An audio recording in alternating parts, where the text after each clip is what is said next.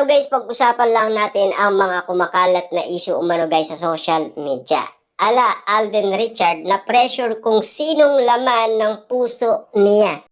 Nag-iba kasi guys ang reaction ni Alden Richard na animo guys sinasabi ni MJ Felipe na kinikilig siya, 'di ba? At si Catherine Bernardo guys, sabay namumula ang kanyang pisngi at lalong-lalo na guys, namumula din yung pisngi ni Alden Richard. Grabe, in love silang dalawa sa isa't isa. Hindi naman siguro guys mamumula ang mga pisngi ni Catherine Bernardo at Alden Richard kung hindi sila in love sa isa't isa. 'Di ba? Yan na nga guys ang nakikita ng ibang tao. Lalo-lalo na guys, MJ Felipe, 'di ba? Kinikilig siya namumula yung pisngi, 'di ba?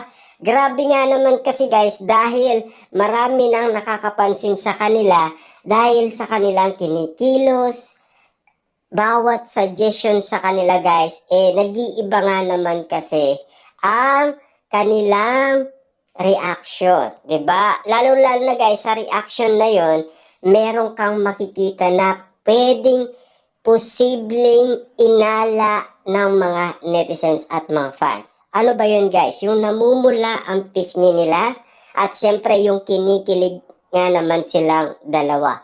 Yan kasi guys ang tingin ni MJ Felipe kaya pinagmamasdan niya si Alden Richard sa bawat kilos. Kaya nga naman guys si Alden Richard ay nagsalita na to be continue or coming soon. 'Di ba? Yung sagot niya guys, sasagutin niya yan kapag sinagot na siya ni Catherine Bernardo. Bakit nga naman kaya guys hindi pa sinasagot ni Catherine Bernardo? Kasi guys, hindi minamadali ni Alden Richard si Catherine. Lalong-lalo guys, wala pang 1 year ang iwalayan Katniel, 'di ba? Siyempre guys, malapit na rin, 'di ba? Sa November 30, 2024, 'di ba? Yan kasi guys ang inaabangan ng lahat.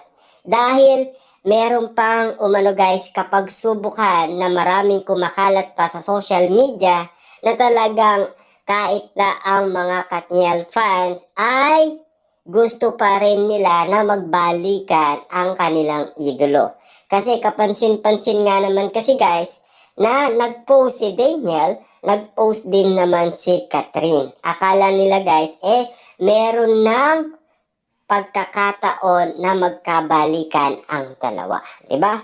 Siyempre guys, challenge yun para sa mga fans ni Catherine Bernardo at Daniel Padilla. Paano naman guys ang mga fans ni Catherine Bernardo at Alden Richard na patuloy pa rin nagmamanifest at nagpipredict na sila na daw, bahala na daw ang iba kahit na anong sabihin nila. Basta't kung ano man daw ang nakikita nila at napapansin nila, yun na sila. Ibig sabihin, sila na para sa Katniel fans, 'di ba? Siyempre guys, alam naman natin na kung ano man ang napapansin ng mga kani-kanilang mga fans, siyempre wala tayong magagawa doon. Desisyon yan guys na may katawan, 'di ba? Kita niyo naman guys si Catherine, no regrets sa 11 years. Siyempre, naging masaya doon siya, 'di ba? Pero yung 11 years na yun guys, nagkaroon din siya ng inanakit. Bakit nagkaroon siya ng inanakit? Paulit-ulit siya nagbigay ng patawad at second chance, 'di ba? At lalong-lalo guys sa relasyon na 'yon ay nasaktan siya ng todo. Bumagsak pa ang kanyang kalusugan kasi 3 araw iniyakan niya si Daniel Padilla, 'di ba? Ang pagkakataon nga naman guys na binibigay sa kani-kanilang mga fans ay hindi nga naman guys pwedeng pang-awakan din ng kanilang idolo. Ang pwede lang guys nilang pang-awakan yung kani-kanilang pamumuhay, 'di ba? Kasi hindi yan pwedeng i-handle guys, 'di ba? Lalo-lalo guys, tignan nyo ang Aldab fans, 'di ba? Ang sinasabi nilang paulit-ulit na si Maine Mendoza ay may asawa na at meron na daw siyang anak. Lalo-lalo na guys, ganun din kay Alden. Meron na din daw siyang anak at meron na din siyang asawa. Diba? Kaya nga naman guys, medyo nagkakalabuan ang mga fans at ang mga artista, 'di ba? Lalo-lalo na guys, si Ming pinatulan niya ang kanyang mga fans dati, 'di ba? Dahil sa pangungulit umano sa kanya, 'di ba? Kaya nga naman guys, kung makikita ninyo si Alden Richard ngayon, nag-iiba na ang forma, lalong gumagwapo, 'di ba? Si Catherine Bernardo, kung mapapansin ninyo ngayon, lalong gumaganda, 'di ba? Marami na nakakapansin yan guys. Siyempre, alagang Alden Richard. Ikaw na guys ang magpakilig sa kanya, magpaligaya, at lalong-lalo na guys sa kulitan at arutan. Kasama mo siya sa anuman pagsubok na nangyayari. Bakit kapag subok ka na ang nangyayari guys? Dahil, siyempre, may takot at kaba sa kanilang movie na baka nga naman guys hindi magustuhan. Or baka hindi nga naman guys maging patok sa nauna.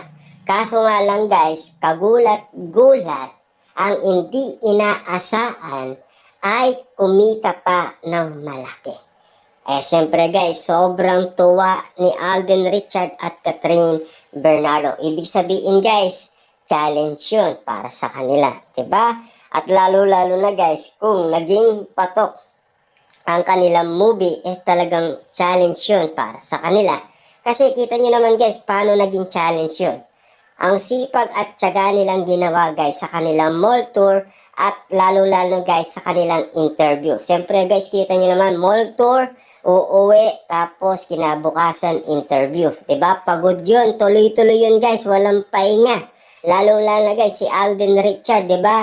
Meron pa yung shooting na ginagawa sa pulang araw, di ba?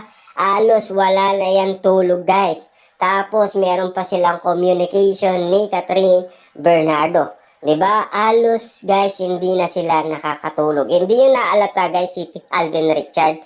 Laging nakasalamin.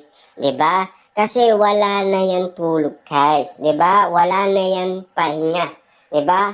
Yung oras niya guys ngayon ay naibibigay niya na kay Catherine Bernardo. Kaso nga lang guys, sana ingatan lang ni Alden Richard ang kanyang kalusugan.